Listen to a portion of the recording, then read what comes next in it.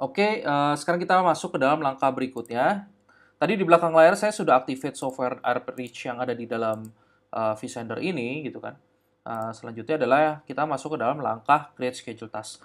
Nah, gunanya sebenarnya untuk apa sih bikin schedule task? Ini gunanya adalah untuk kita bisa kirimkan email, gitu kan, manage incoming subscription, bounces, semua itu uh, di-handle setiap 5 menit sekali. Kalau dia permintaan 5 menit sekali oleh server kita. Jadi ada sebuah aktivitas setiap 5 menit sekali dia akan mengecek ke dalam server apakah ada email yang belum terkirimkan. Kalau ada email yang belum terkirimkan dia kirim.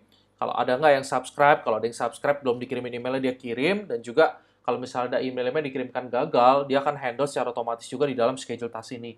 Nah, inilah powerful dari Outreach-nya ini.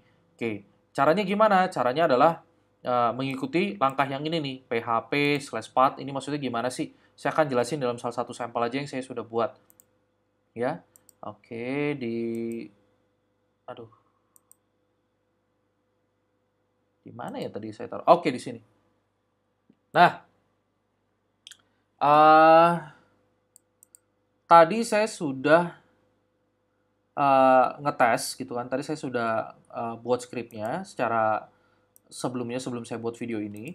Jadi pakai skripnya seperti ini, PHP minus CLI. Ya, minus CLI ini dipakai untuk kalau lihat guide-nya sih katanya dalam si panel server PHP biasanya pakai PHP minus CLI. Oke, kita ikutin aja Pak.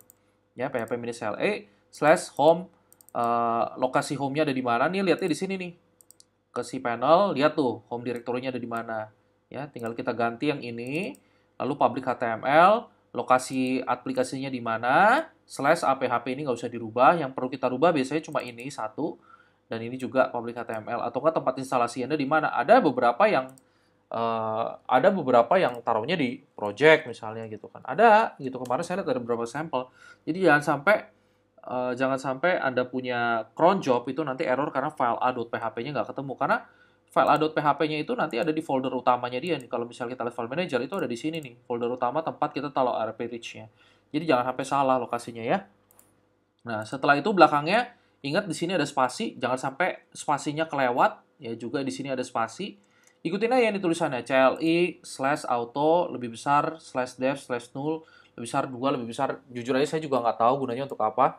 Ya kayak saya bukan ahli di server tapi yang penting working lah gitu kan sesuai dengan guide yang diajarkan di sini tuh kan. Sama kan CLI. Ini kan justru saya ngambil dari sini. Oke.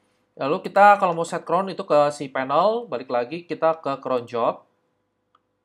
Dia mintanya setiap 5 menit kan, jadi command setting, set 5 menit, taruh scriptnya di sini, saya copy paste saja langsung, add new cron job, selesai. Udah, ini udah selesai. Jadi langkah yang ini sudah selesai, handle incoming mail, oke. Nah, dia bilang katanya suruh create email, tadi kita sebelumnya sudah create email, yang perlu kita lakukan sekarang kita balik lagi ke home, itu nggak handle default catch all. Nah, itu yang belum ya. Kita default catch all itu kalau nggak salah kita bikin di sini default address. Lalu settingnya ke vSender, forward email address yang nggak masuk ke dalam bounce at vsender.com. Ini adalah default handle-nya kita. Kita lihat ya. Oke, forwardnya ke sana aja udah kalau misalnya nggak ada yang ini. Oke, change. Selesai. Jadi yang unrouted semua udah ke bounce itu. Oke. Selanjutnya suruh ngapain sih sama dia? Oke, kita suruh the software will monitor this account for email subscription. Visit setup system setting. Oke, incoming email section. Oke, kita ikutin aja. Ke setup, system setting, ke sistem incoming mail. Ini sudah saya isi tadi di dalam setting. Ya, kalau Anda belum, cara isinya kan ada di dalam video sebelumnya. Ya, di pop, bounce, vSender. Nih kalau kita mau lihat, kita tes. Tuk, connection successful. Berarti udah benar. Ya kan? Berarti sudah benar yang ada di dalam config.php. Ini udah selesai. Dia setiap 5 menit dia akan ngecek nanti ada bounce atau enggak gitu kan.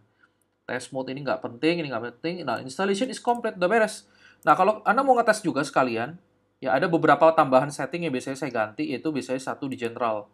General ini biasanya Europe, London. Ya, saya ganti ke Asia, Jakarta, karena saya kan tinggalnya di Jakarta. Nah, terus kita tes tuh, time zone-nya valid. Oke, udah, kalau udah kita save changes. Ada satu lagi yang kita bisa testing, yaitu kita ke setup, ke email system, ini show list. Ya kan? Defaultnya dia itu di sini. Nah, Nanti kalau Anda punya SMTP luar, kayak nanti saya akan tunjukin pakai Mandrill, ini Anda taruhnya di sini ya. Nah, terus kita tes aja, saya tes email. Misalnya saya mau tes ke info@timeacademy.co ya. Gunanya untuk apa sih? Saya pengen ngetes cron saya udah jalan belum gitu kan. Harusnya setiap 5 menit sekali dia akan ngecek email, dia akan ngecek bahwa ada email yang belum terkirimkan. Kita tunggu aja sebentar lagi. Mungkin dia akan keluar pop-up nanti email saya akan keluar pop-up bahwa terjadi pengiriman tes email dari vSender ini. Terus ada step apa lagi sih yang belum ya?